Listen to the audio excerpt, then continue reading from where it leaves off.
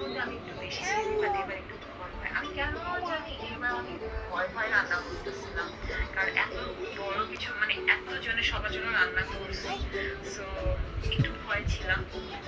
তারপর আমার ভাই যখন বলছে কমপ্লেন করছে যে রং বেশি দিয়েছিলাম আমার মনটা খারাপ।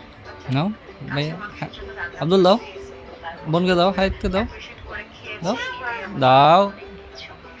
আর আমার এই আব্দুল, বোনকে ইনস্ট্যান্টলি দাও, জানি মাংসটা সারা রাত যাও, মেরিনেট হ্যাঁ করে যাও, রাখলে আরো বেশি সফট হ্যাঁ হয় যাও যাও যাও যাও, মজা বাইরে হয় থেকে নিয়ে আসো, কেক নিয়ে এটাও আসো, খুব মজা হয় কেক খোঁজো, বাট আমি বলো আমাকে ঘুম থেকে দাও, উঠে আমি চিন্তা করেছি হ্যাঁ, যে না আব্দুল্লাহকে বলো, কোনো বলো আমাকে দাও ভাইয়া, বলো, নাও, এই আব্দুল্লাহকে বলো, ওই তো ওই তো ওই তো, নাও নাও নাও, মানে আমি চিন্তা করতে করতে দুপুর ১টা বাজে আমি শুরু করেছি রান্না করা। তো সবাই লাঞ্চ করেছে ৪টার দিকে। কিছুক্ষণের মধ্যে হয়ে গেছে।